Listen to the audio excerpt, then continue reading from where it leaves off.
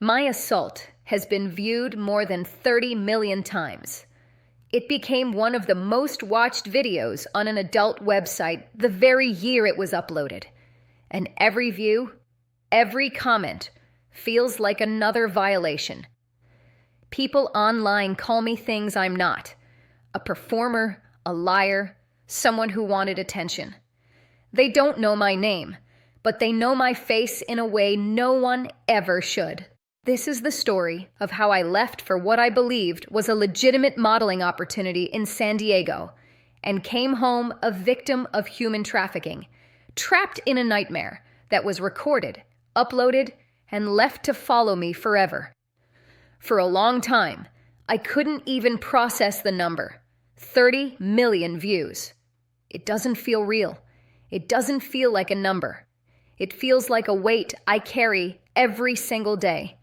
The harassment, the shame, the constant reminders that what happened to me lives online forever.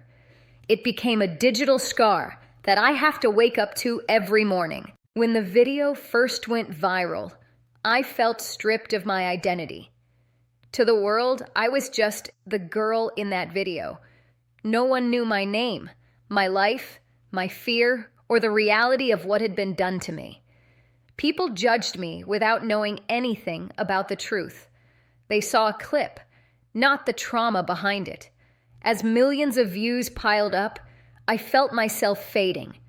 It was like my real self was being buried beneath online comments, calling me things I never was. People didn't see a human being. They saw content, a commodity, something to comment on. But the truth is, I was a victim of human trafficking, and online exploitation became an extension of that harm. And the most heartbreaking part, I'm not the only one. There are countless victims whose stories never get told, whose images circulate without consent, whose lives are forever changed. I'm sharing mine because awareness is the first step toward prevention. People need to understand how easily this can happen, how convincing the trap can look, and how deeply the trauma runs. But this isn't only about the aftermath. It's about the events that led up to it, the opportunity I thought would advance my career, the people who manipulated me, and the night that changed the course of my life. A professional dream turned nightmare. I was 22, a recent college graduate, working as a fitness model and yoga instructor to support myself. Modeling was supposed to be a stepping stone, a way to build my portfolio and expand my opportunities. I had no idea that what looked like a dream job would become the beginning of my worst nightmare. I grew up responsible, a good girl, from a strict religious family. I wasn't reckless. I wasn't careless. I had a plan, a future, and a dream of making a real name for myself in the fitness industry. So when I found a modeling opportunity online, it seemed like the perfect stepping stone. The listing looked legitimate. The website looked professional. The photographer, who called himself Teddy, presented a polished portfolio. And when I spoke to the reference models over FaceTime, they were warm, convincing, and reassuring. They told me exactly what I wanted to hear. It's easy money, just a one-day shoot, everything is professional. And if you only want clothed fitness modeling, that's totally fine. They respected my boundaries. They agreed with my conditions. And that was the most dangerous part of the setup. I thought I was being cautious. I thought I was doing everything right. I had no idea that I was walking directly into a trap that had been rehearsed, refined, and perfected. Looking back, the signs were there, but I was young, trying to build a career, alone in a new city, and simply trying to survive. I didn't know that what looked like a professional opportunity was actually the doorway to a nightmare, the beginning of the nightmare. My flight to San Diego should have been exciting. It should have been the start of a new chapter in my career. Instead, it became the start of the worst chapter of my life. From the moment I landed, something felt wrong. The black SUV waiting for me, the private underground garage, the two large men who escorted me silently into an apartment I had never seen before.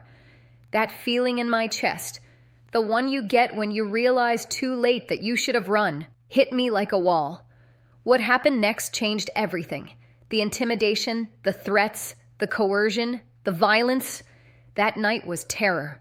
A kind of fear I didn't know a human being could feel. A kind of powerlessness that stays with you long after you escape. The trauma that doesn't end. I survived, but the nightmare didn't end when I walked out the door. It continued online, in the digital violation that would haunt me for years.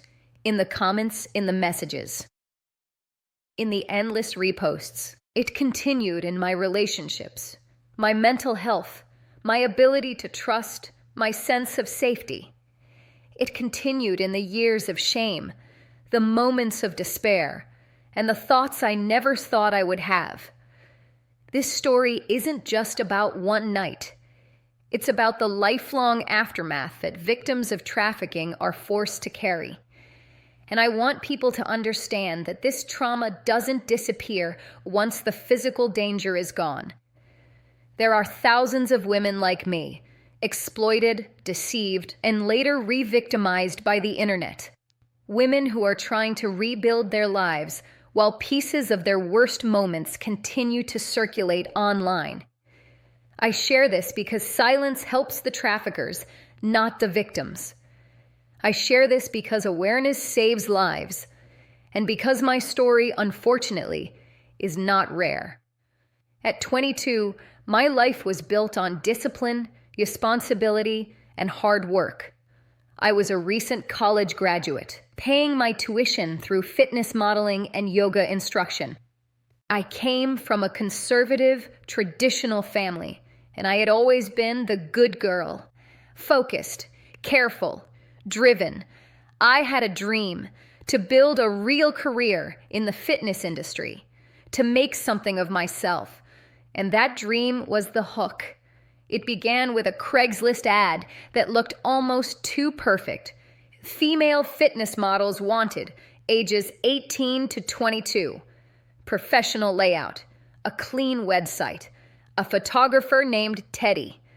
Everything felt polished and legitimate. Then there were the reference models, women I met over FaceTime, warm, friendly, reassuring. They told me exactly what a young, ambitious girl wanted to hear. Everyone is professional. The money is easy. It's just a one-day shoot. I made my boundaries clear. Clothed fitness modeling only, nothing else. And they immediately agreed. Of course, whatever you're comfortable with. That simple statement, that false respect for my no, was the most important part of the trap. I didn't see the red flags. I didn't recognize the rehearsed nature of their confidence or the subtle manipulation behind their friendliness. I was young, hopeful, and hungry for opportunity. To me, it felt like a step forward, a chance to break into the industry, a chance to earn money, strengthen my portfolio, maybe even build a name. But looking back now, that was the moment everything shifted. The moment I said yes to something that would follow me for years. I was sold a dream of success, exposure, and opportunity. But every detail, from the website to the conversations, was designed to disarm me. And I walked into it believing I was being smart and cautious. I didn't realize I was vulnerable. I didn't realize I had been targeted. I didn't realize that the professional world I thought I was stepping into was a lie crafted to look legitimate. And yet, as painful as it is to admit, that yes became the beginning of a nightmare that would change my identity, my relationships, my future, and the way I saw myself. But it also became the moment that eventually led me to strength, resilience, and survival. The moment that shaped the voice I'm using now to protect others. If there's one warning this chapter carries, it's this. Dreams can be manipulated. Opportunities can be staged. Trust your instincts, because genuine opportunities never require you to silence your doubt. And then the day arrived. I stepped off the plane in San Diego, feeling like I was walking into a new chapter of my life. My heart was racing with excitement. I had told my mom everything, the job details, the flight time, the hotel address.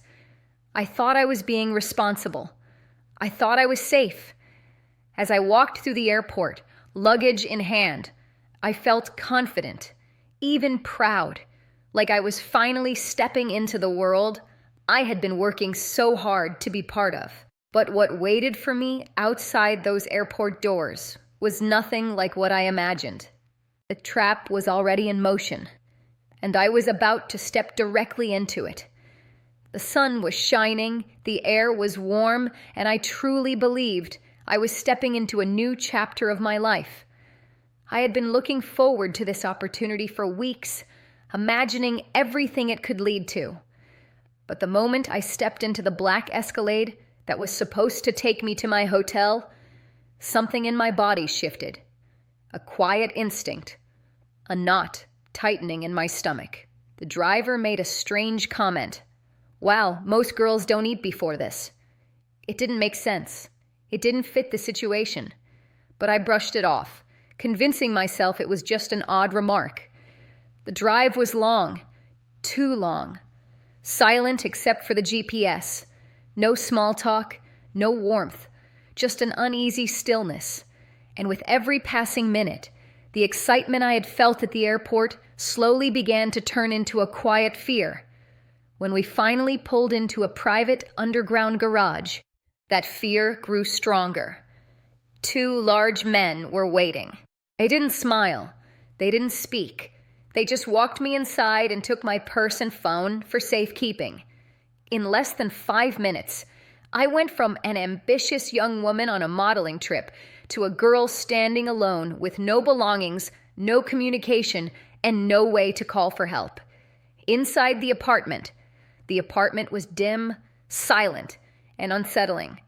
I was led into a room where a man introduced himself as Andre Garcia. He was charismatic, almost overly friendly, but something in his eyes made every alarm inside me go off. Still, I tried to stay calm. I tried to believe this was still a normal job. But things changed quickly. The photo shoot shifted. The tone shifted. The demands shifted.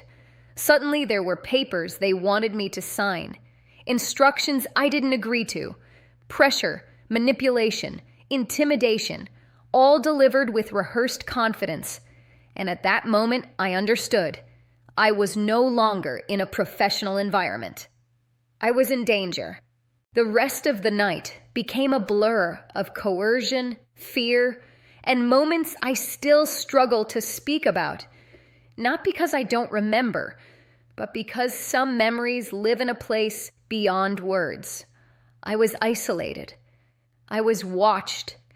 Every attempt to stand up for myself was met with more pressure, more threats, more control. There was no door I could walk through, no phone I could reach, no one I could call. I was trapped, physically, emotionally, and psychologically. The morning after. When the sun rose, it didn't feel like a new day. It felt like the world had shifted into a version I didn't recognize. I locked myself in the bathroom, shaking, staring at my reflection, trying to understand what had happened to me, trying to make sense of something that made no sense at all.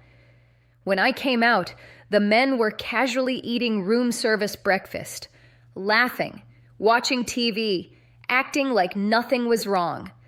One of them offered me a French fry. That small, casual gesture felt like the cruelest reminder of how powerless I had been made to feel.